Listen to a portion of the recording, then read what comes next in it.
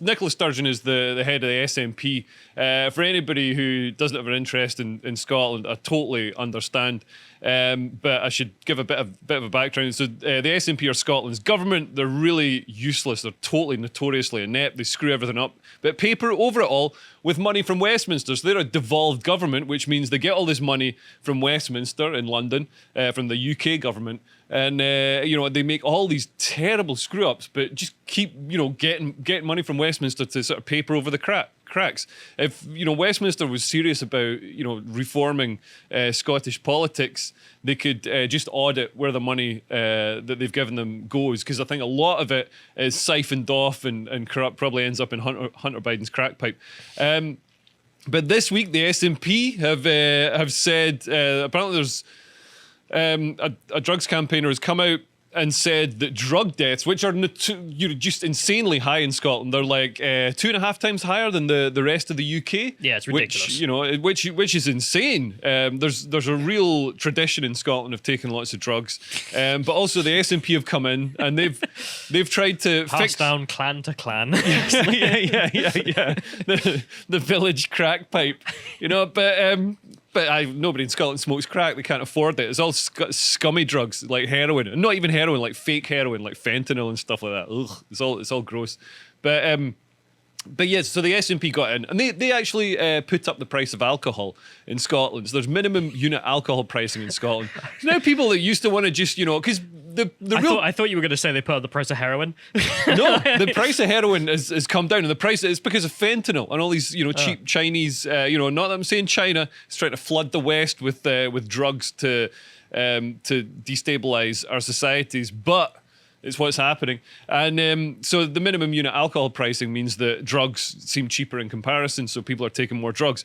But anyway, because Scotland's got such insanely high drug deaths, the SNP is looking at ways of making it look better. So they've been recording drug deaths, overdose deaths, as COVID deaths, which is pretty disgusting. Because then also they can say, oh, look, it's Westminster's fault because COVID is Westminster's fault. Nobody mentioned George Floyd, all right? Nobody. I don't know if you know, but with his corpse, he had COVID as well as the overdose of fentanyl in his system. Yeah. But did he really? Yes, I'm not kidding. Did he really? He tested positive. Well, his corpse tested positive for COVID. Really? I don't know. I'm suspicious. Google it. I think you saw that. Saw that on Twitter. Technically, he was a COVID. I hear so many people be, I had fentanyl in the system. Yeah, he also had somebody kneeling on his neck for 9 minutes while he was saying he couldn't breathe. I think that's what killed him. That's not rehearsed. I'm no expert on breathing. But when you choke somebody for 9 minutes, they say they have trouble breathing. But anyway, the information in the trial was he also had the pills in his mouth. Like the pills were found in the police car. Well, they're the size of a golf ball, and he choked on them. No. The amount of fentanyl in his system was like I think it was like either 2 or 4 times the amount that would kill a normal man, or at least that's. Then just get off his neck and let him die. Yeah, that's the argument from the defense. That's sensible policing. The defense argument was that his knee was on that part, not on the neck, and therefore he died of an overdose. But let's not rehearse the whole trial. That was just the arguments that were given. So the other thing, if we move on to the next tab, another thing that's happening in Scotland is... Sorry, I've got COVID and fentanyl. So Scotland needs proper jobs so that people don't have... people have got something to do other than shoving fentanyl up their ass. And basically... Scotland's big industry used to be shipbuilding. We made loads of ships in Scotland, and Billy Connolly used to work in the shipyards, and we've got these ferries. So Scotland needs to replace its fleet of ferries. If you scroll up, it's the SNP ones. These are at launch. If you scroll up so we can see this picture, look at the windows on that. They're painted on. What? They're painted on. These aren't real ferries. This is like Potemkin ferries. Like, the Potemkin villages. The fake North Korean villages with no one living in them. Yeah.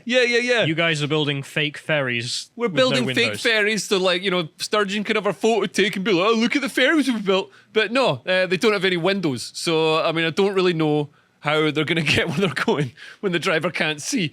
So, basically there's been all these problems with ferries getting built in Scotland. They've gone way over budget, they've been scrapped and all the rest of it. So now they're getting made in Turkey. Like, the only thing Scotland can actually do is shipbuild, or the thing it used to be able to do, the only industry left in Scotland, apart from moaning at Westminster to give them more money, and they're going to they're being made in Turkey. So there's no jobs for Scottish people there.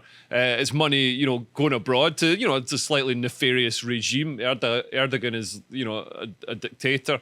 And that could be jobs. That could be hundreds of millions of pounds worth of jobs for Scottish people, but not under the SNP. Sturgeon knows better, and might not even be legal.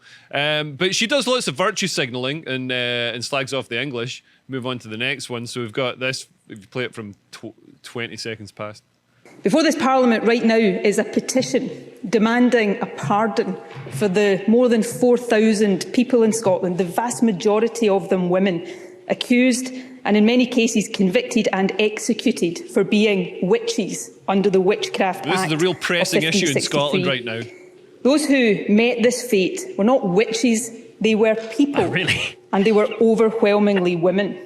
At a time when women were not even allowed to speak as witnesses in a courtroom, they were accused and killed because they were poor, different, vulnerable, or in many cases, just because they were women. It was injustice on a colossal scale, driven at least in part by misogyny in its most literal sense, hatred of women. The pardon the petition calls for would require this Parliament to legislate, and in future this Parliament may choose to do so. But in the meantime, the petition also calls for an apology. After all, these accusations and executions were instigated and perpetrated by the state. And so today, on International Women's Day, as First Minister on behalf of the Scottish Government, I am choosing to acknowledge that egregious historic injustice and extend a formal posthumous apology to all those accused, convicted, vilified or executed under the Witchcraft Act 1563. Now, some will ask why this generation should say sorry for something that happened centuries ago. Though it might actually be more pertinent to ask why it has taken so long. But for me, there are three reasons.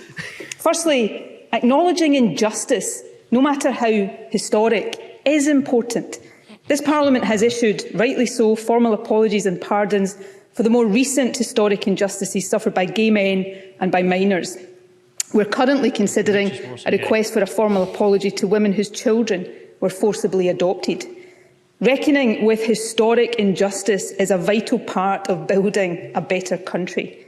So too is recognising and writing into history what has been for too long erased, the experiences and the achievements of women.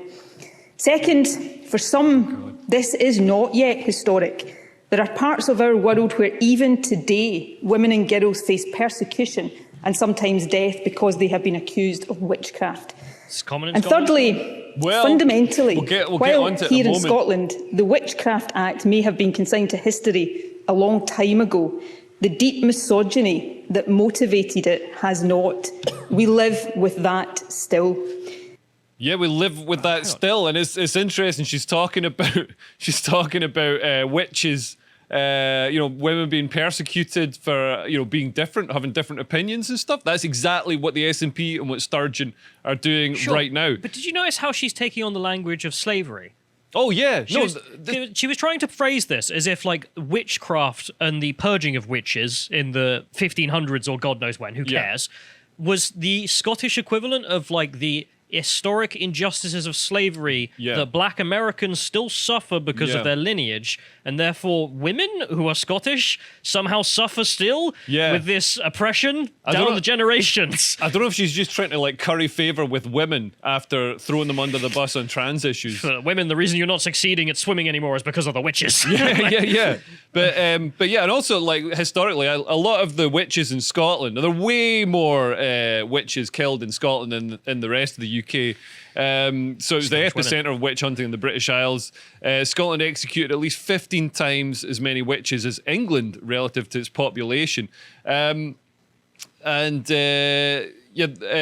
James VI of Scotland became the only European monarch to publish a treatise defending the reality of witchcraft. So he believed that witches in North Berwick had sought to sink his ship upon his return home from marrying Anne of Denmark. And there, in his trials under this king, there were exceptional levels of torture, and James interrogated some suspects himself, becoming convinced of the satanic conspiracy when a suspect declared unto him the very words which he had exchanged with his new queen on their wedding night. Hang on, so then this She had said to him, "Is that it?" But then this generational trauma has carried with women, Scottish women, throughout the years. Well, what's and now we interest- need an apology to correct that wrong. A lot of witches in Scotland were convicted because do you know why they got convicted? Because for being witches? Whining too much? No, that's a good guess. Though. That's a good guess. Not doing as they were told? Nope.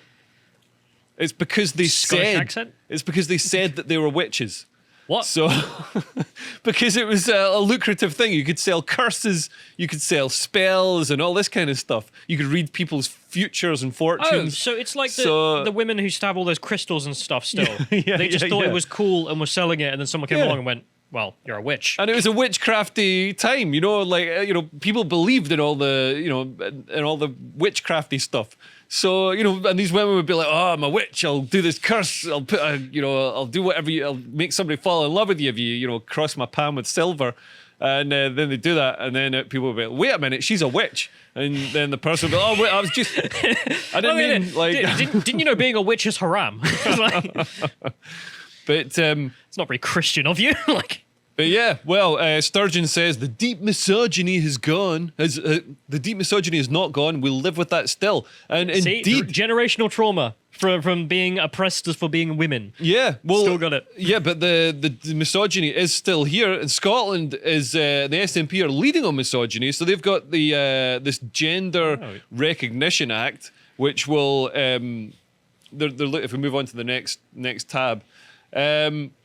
So they basically the SNP and the Greens they've formed a coalition government, and they want to push through self-identification for transgender people, which means that I as a woman can say I'm a woman. Finally. And Historic injustices being righted. then I'm a woman. No medical checks, no living as a woman, and sort of any sort of proof or evidence that I'm really committed to it. You're going to do the Lauren Southern thing of going with a baseball cap and that's it. Yeah. Just, I'm a woman now. Yeah, I'm a woman, and I don't know. I mean, as a real woman, I'm worried about what the impact will be of women like me having access to my safe spaces or something. But obviously there's issues with this. The SNP are just like, oh no, we can just have self-identification. Now the self-ID. So the proposed bill would lower the age people can legally change gender from 18 to 16 and would not require a medical diagnosis of gender dysphoria.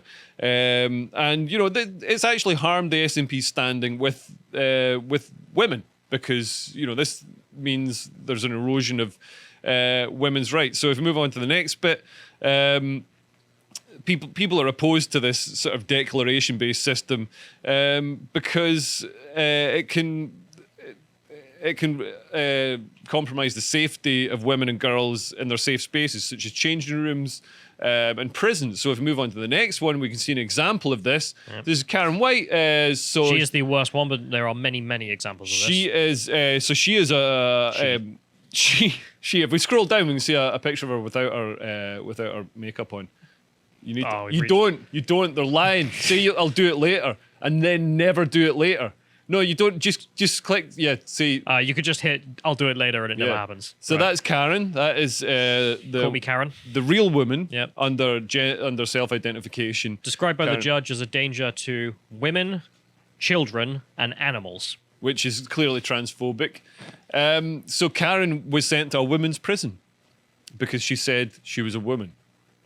And obviously, with a sex criminal like the lovely and fragrant Karen here, there's a danger in sending women like this to women's prisons. Idea. If they're, maybe not to animals because there aren't very many animals in prison, but certainly there's been issues, and we can see in the next one it's not just prisons. So this is a woman. A woman told police she was raped in a single-sex, a female-only hospital ward. And the police said there's no way this is possible because it's single sex and there's only women on the ward. And it took them a year to admit that there was a transgender woman on the ward. So it, Another example. It is possible. There are And many of these. And this sort of resistance to admitting the fact. It reminds me of the sort of the grooming gangs when they, there was such resistance to even admitting there was an issue, because Well, it means you've got the wrong politics then, because Yeah. you've admitted that this is a problem. this is a protected group, so we don't want to look racist. You no longer in have to terms of the correct grooming politics. gangs, or we don't want to look transphobic in the terms of this transgender. And it's like, but look at this specific issue.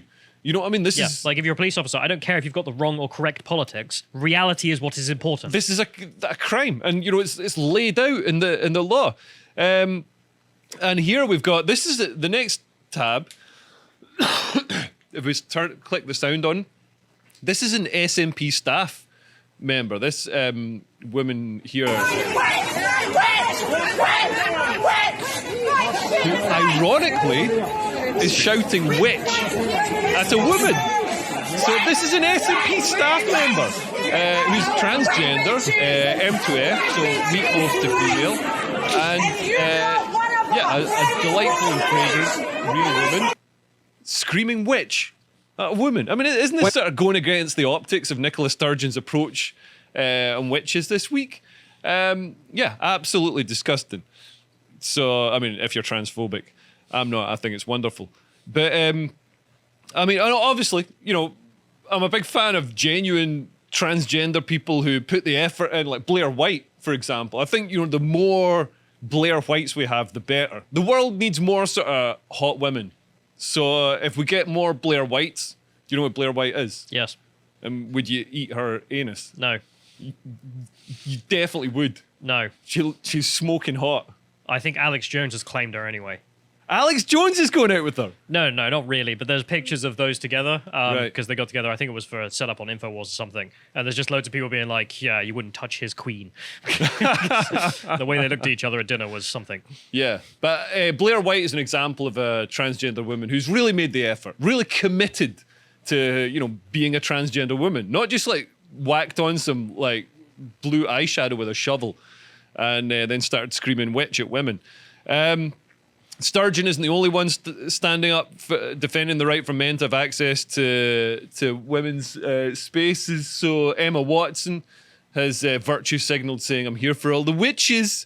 And if we move on to the next one, Emma Watson. So she said trans people are who they say they are. So I'm a woman.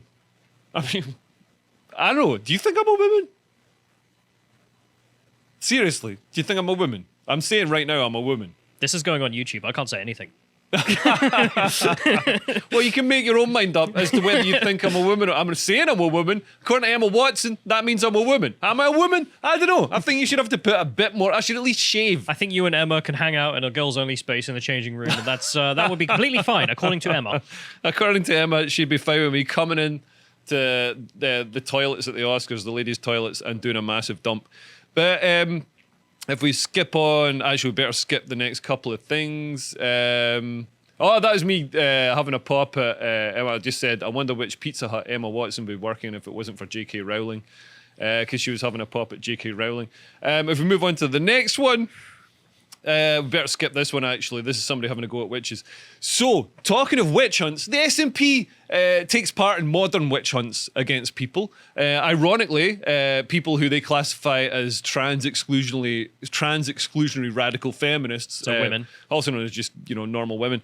But yeah, so Marion Miller, so she's a mother of 2 autistic children, and, she's worried about the impact of all the sort of trans rights activism and this agenda being pushed in schools and throughout society on her children. She's gender critical. She thinks there's some issues with this. She was accused of transphobia.